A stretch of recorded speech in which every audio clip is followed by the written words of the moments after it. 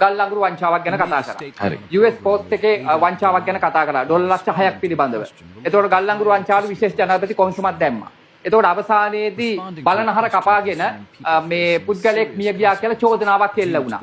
එතකොට ආණ්ඩුව බොහොම නිවැරදි ප්‍රකාශ කරනවා ආණ්ඩුව තමයි නිවැරදි අපි තමයි හරි කියලා මතයක් දීලා තියෙන වෙලාවක තාමත් රන්වල මහත්තයාගේ සහතිකෙත් ඇවිල්ලා නැහැ. ඉතින් මෙන්න මේ කාරණු අතරේදී විදුලි බිල වැඩි වෙලා. එතකොට ඉන්ධන මිල වැඩි වෙලා. බස් ගාස්තුව වැඩි වෙලා. ගෑස් මිල වැඩි වෙලා. එතකොට භාණ්ඩ මිල වැඩි වෙලා. එතකොට විදුලි ගාස්තු 7.29කින් විතරයි වැඩි වෙනවා කියද්දී යුනිට් 180 පණින අයට විතරයි කියද්දී ඒ 180 වැඩි වෙන්නේ කර්මාන්ත ශාලා වලට නිසා ඒකේ පීඩනයත් කරකැවිලා ඉන්නේ පාරිභෝගික ජනතාවට කියලා ජනතාව දන්නවා. මෙන්න මේ වගේ කාරණාවලට ඉඩ වෙන් වෙච්ච නිසා නේද ජනතාවට ආණ්ඩුව කෙරෙහි දැන් වෛරයක් ඇති වෙලා තියෙන්නේ. ඒ නිසා නෙවෙයිද ජනතාව පාරට බස්සන්න ලේසි වෙන්නේ විපක්ෂයට. එතෙන්දී ඔබතුමාලා වගේ කියන්නේ නැද්ද?